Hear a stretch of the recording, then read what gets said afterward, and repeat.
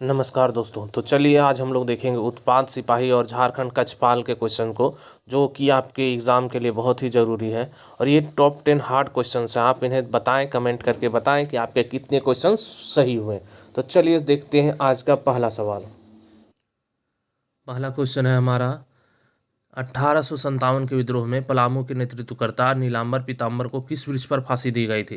तो 1857 के विद्रोह के कौन नेतृत्वकर्ता थे? तो नीलांबर पीताम्बर हैं। और इनको किस वृक्ष पर फांसी दी गई थी? तो ये था ऑप्शन सी हो जाएगा, आम।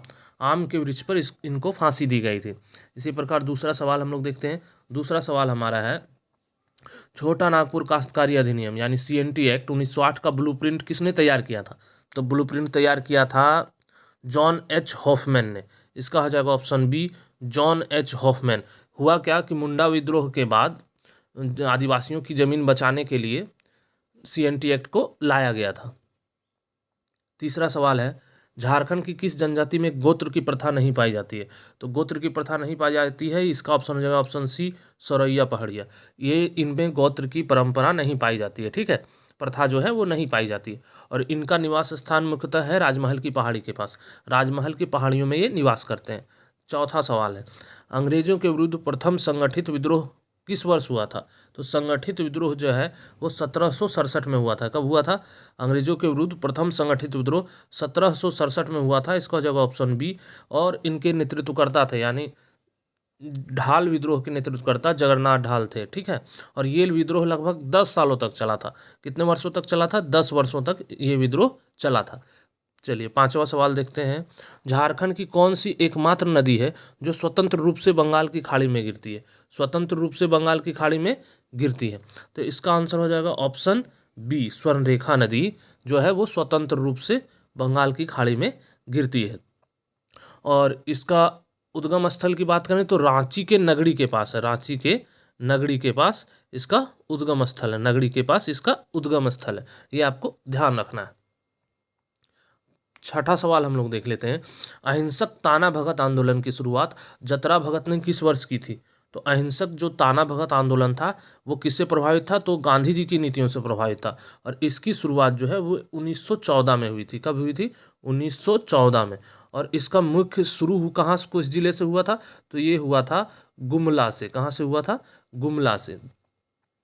चलिए सातवां सवाल देखते हैं। सातवां सवाल हमारा है, प्रसिद्ध जादू पटिया चित्रकला शैली मुख्य रूप से किस जिले में प्रचलित है?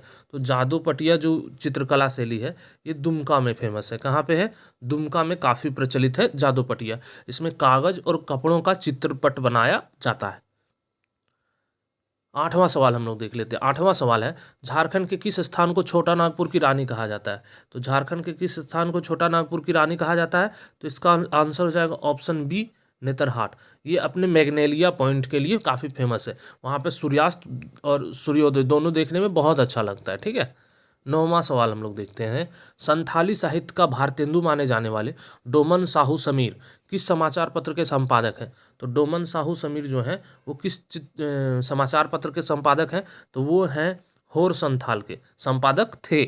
होर संथाल के संपादक थे। और बात करें तो संथाली भाषा के विकास के लिए उन्होंने बहुत ही कार्य किया है, ठीक है, बहुत अच्छे अच्छे कार्य किए हैं। तो इसका हो जाएगा ऑप्शन ए, होर संथाल डोमन साहू के समाचार पत्र के संपादक। 10वां और आखिरी सवाल हम लोग देख लेते हैं, जो कि बहुत ही इंपॉर्टेंट है। काफ़ी बार सवाल मैंने अलग अलग एग्जामों में पूछा गया है।